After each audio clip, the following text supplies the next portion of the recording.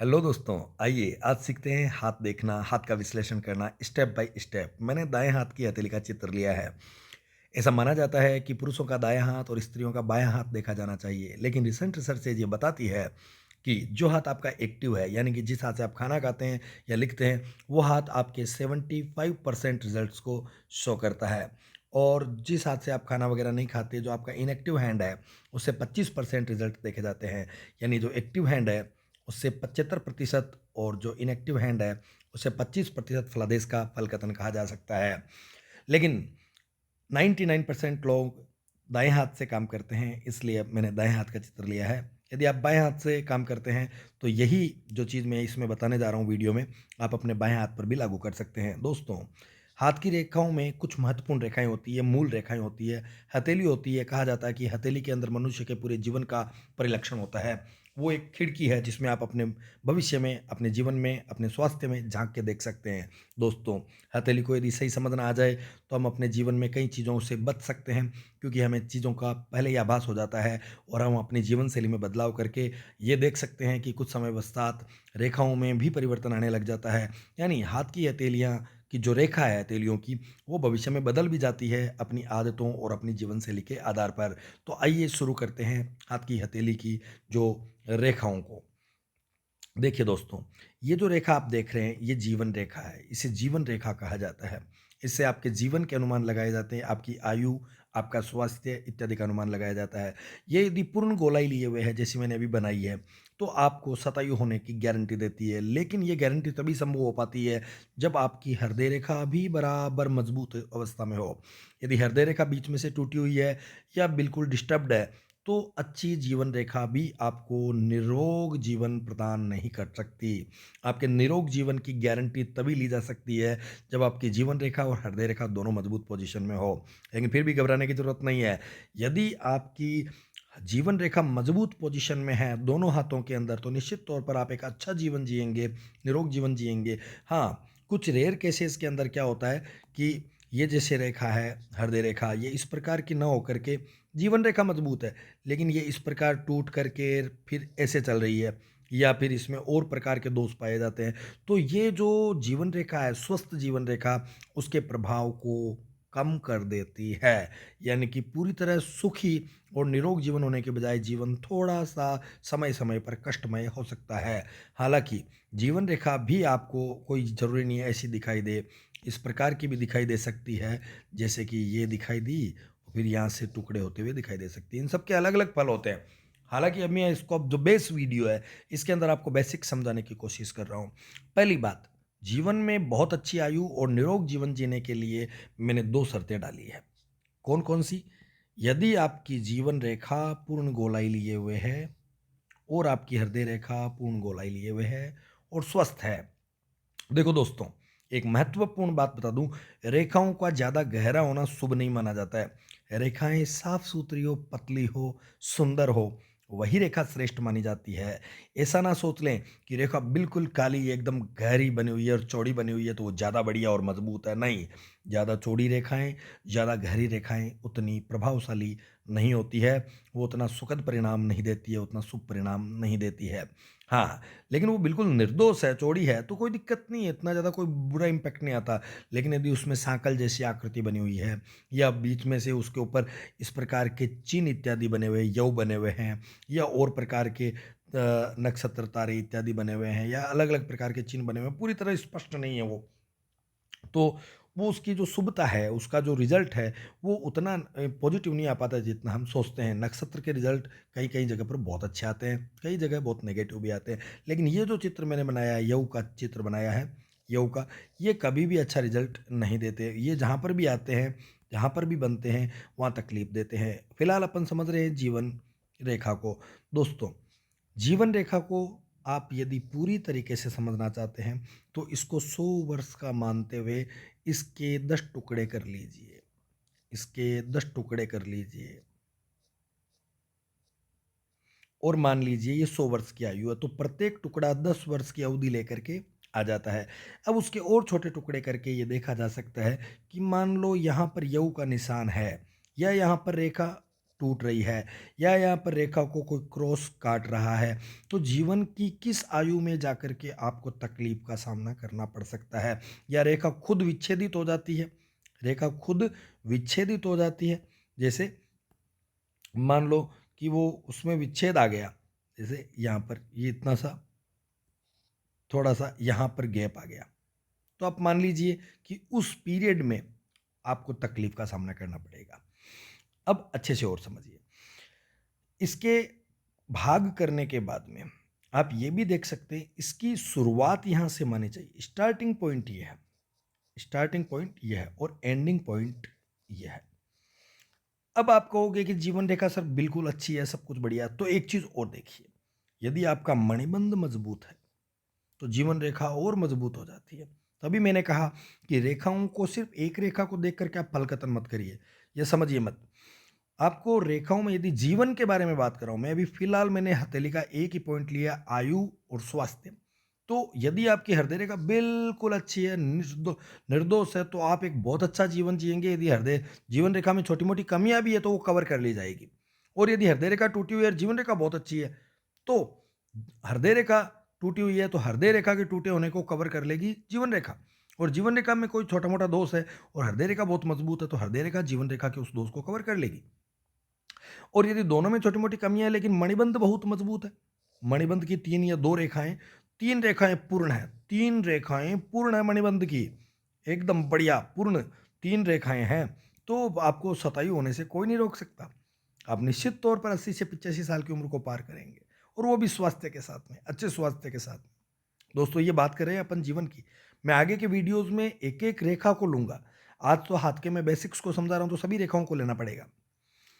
जीवन रेखा के बाद में जो हृदय रेखा है, ये आदमी के मन मानस हृदय, आदमी की वैचारिक जो भावना, इमोशंस, इन चीजों को दर्शाता है।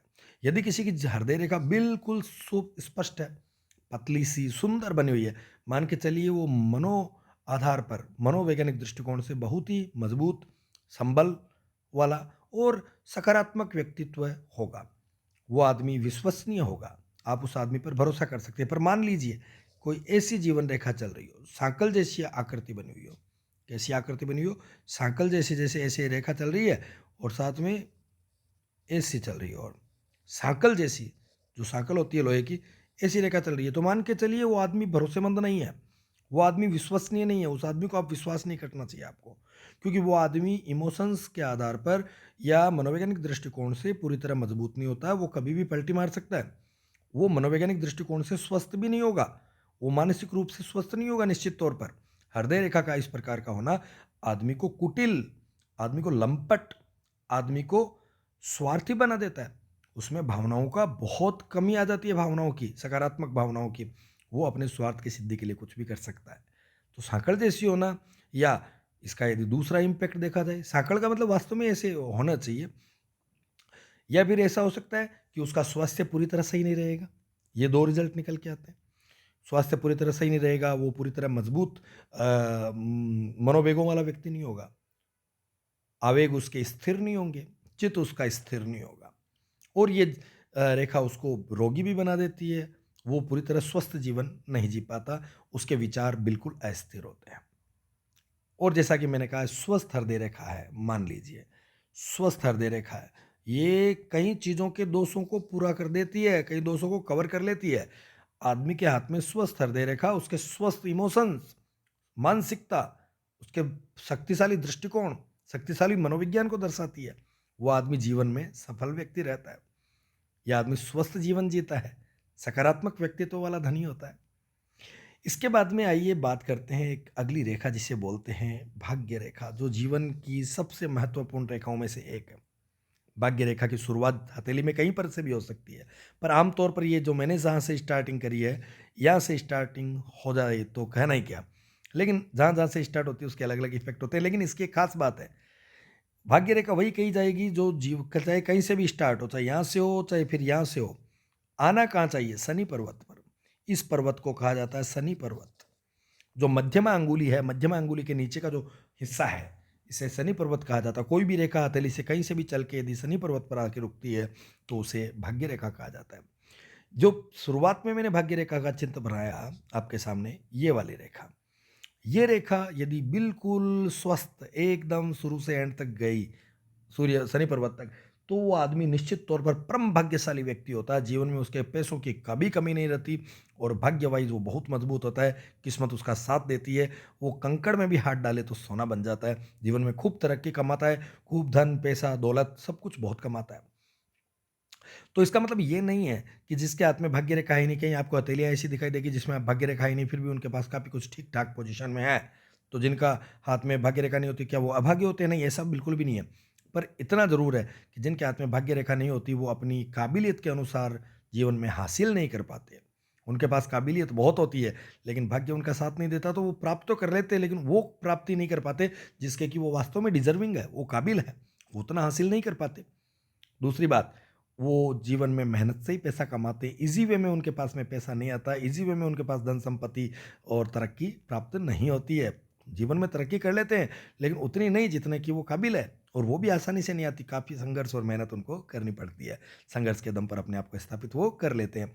लेकिन यही भाग्य रेखा यदि यहाँ से स्टार्ट होने की बजाय यहाँ से स्टार्ट हो, ये देखो, यहाँ से, ये राहु का पर्वत, राहु का क्षेत्र यहाँ से स्टार्ट हो, तो उस व्यक्ति का जो बाल्यकाल है या जो शुरुआती युवावस्था है, वो संघर्षमय हो सकती है, लेकिन जीवन में समझदार होने के बाद में 25-30 साल की उम्र के बाद में वो अचानक से पैसे कमाने लगता है और जच्चा करके पैसे कमाता है, खूब तरक्की, खूब धन दौलत, ऐश कमाता है, ऐश्वर्य कमाता है। ऐसे आदमी शेयर मार्केट इत्यादि में भी बहुत भाग्यशाली रहते हैं। एक अच्छी भाग्य रेखा का होना जीवन में बहुत ज़रूरी है। दोस्तों, एक अच्छी भाग्य रेखा का हाथ में होना बहुत ही ज़रूरी है, क्योंकि भाग्य नहीं है तो कुछ भी नहीं है, ये मान के चलिए। भाग्य रेखा का होना बहुत ज़रूरी है। यदि भाग्य रेखा की कुछ सहायक रेखाएं चल रही है तो वो और अच्छी बात है, वो उसको मजबूती प्रदान करती है। ये हर मस्तिष्क रेखा है। ये जो मैंने अभी बनाई है, ये मस्तिष्क रेखा है। इस मस्तिष्क रेखा को पुनः बनाता हूं मैं। ये भाग्य रेखा थी, ये मस्तिष्क रेखा है। मस्तिष्क रेखा का ये जो कट है, ये 35 की उम्र को दर्शाता है और ये 54 की उम्र को दर्शाता है। यदि किसी की भाग्य रेखा यहाँ से स्टार्ट होती है 35 से, तो ऐसा कह सकते हैं कि जीवन के उत्तरार्ध में, यानी 35 वर्ष की आयु के बाद में वो आदमी जीवन में तरक्की करना प्रारंभ करेगा। और किसी के 54 वाले कट के बाद में, तो इसका मतलब वृद्धावस्था अच्छी जाएगी, बाकी शुरुआती अवस्था उसकी जो है 54 वर्ष तक की आयु वो संघर्षमय होगी। दोस्तों, एक रेखा होती है जिसे बोलते हैं विवाह की रेखा। अपनी हृदय रेखा से और अंगुली के पोर के बीच में एक रेखा होती है जिसे विवाह रेखा बोलते हैं। ये विवाह रेखा जितनी उस पोर के नज़दीक है, जितनी पोर के नज़दीक है, उतना ही देरी से विवाह होता है। जितनी हृदय रेखा के नज़दीक है, उतना ही जल्दी विवाह होता है। इसको पूरा 50 साल का पीरियड मानते हैं ये विवाह रेखा। और इसके साथ में ये विवाह रेखा एक से अधिक है, तो ये माना जा सकता है कि एक से अधिक स्त्रियों के साथ में उस व्यक्ति के संबंध हो सकते हैं। दोनों यदि मजबूत पोजीशन में हो, या एक विवाह एक सगाई होकर के छूट सकती है और दूसरा विवाह उसका पूरी तरह सही जाएगा। यदि इस विवाह रेखा के ऊपर ये निर्दोष है, बिल्कुल सिंपल, पतली सी, सुंदर बनी हुई है, तो निश्चित तौर पर अच्छे दाम्पत्य का प्रतीक है, अच्छे जीवन का प्रतीक है, अच्छे सुखद दाम्पत्य जीवन का प्रतीक है। लेकिन यदि ये दूषित है, टूटी हुई है, 3-4 टुकड़े हो रखे हैं, 2 टुकड़े हो रखे हैं, तो ना मान के चलिए जो दाम्पत्य जीवन है वो बड़ा ही कष्टमय होने वाला है। और यदि इसकी कोई रेखा आकर के, यहाँ पर एक रेखा होती है सूर्य रेखा, उसको कट कर जाए या टच कर जाए, तो निश्चित तौर पर शादी के बाद में पतन हो जाता है आदमी का, आदमी की प्रतिष्ठा का पतन हो जाता है। दोस्तों, इसके बाद में अपन सूर्य रेखा की बात करें। हथेली की सबसे महत्वपूर्ण रेखाओं में से एक है सूर्य रेखा। ये जिसके हाथ में स्ट्रोंग हो, यानी स्वस्थ हो, एकदम बिना दूषित, एकदम सुंदर सी रेखा बनी हो, चाहे छोटी क्यों ना हो आकार में, दूषित नहीं होनी चाहिए। जीवन में आदमी नाम, फेम, पैसा, तरक्की, प्रभाव सब कुछ कमाता है। यदि ये चंद्र पर्वत से स्टार्ट हो जाए, इतनी लंबी हो जाए, तो निश्चित तौर पर आदमी कलाकार होता है, नृत्यकार हो सकता है। वो अपनी हुनर, अपनी प्रतिभा के दम पर लोहा मनवाता है और देश विदेश में नाम कमाता है। लेकिन इसकी शाखा भाग्य रेखा से मैच कर जाए, तो वो आदमी जीवन में बहुत पैसा कमाता है, बहुत तरक्की करता है। यदि सूर्य रेखा की शाखा चंद्र से ना आकर के, सूर्य रेखा अभी जो मैंने बनाई इस प्रकार से इस प्रकार से सूर्य रेखा भाग्य रेखा से टच हो तो वो आदमी जहां पर टच हो रही है, जिस उम्र के जिस पड़ाव पर टच हो रही है, उसी भाग्य उसका भाग्य चमकता है उसी उम्र के अंदर, और वो सूर्य की तरह चमकता है। वो आदमी खूब तरक्की, पैसा, धन दौलत इत्यादि कमाता है। दोस्तों, ये चंद्र पर्वत है। रेखाओं को मैंने मेन को लिया, और अब अगले वीडियो में अपन पर्वत और बाकी बची हुई रेखाओं के बारे में डिस्कस करेंगे। यदि आपको मेरी जानकारी अच्छी लगी है तो चैनल को लाइक करिए, चैनल को पसंद करिए, वीडियो को लाइक करिए। धन्यवाद। राम राम।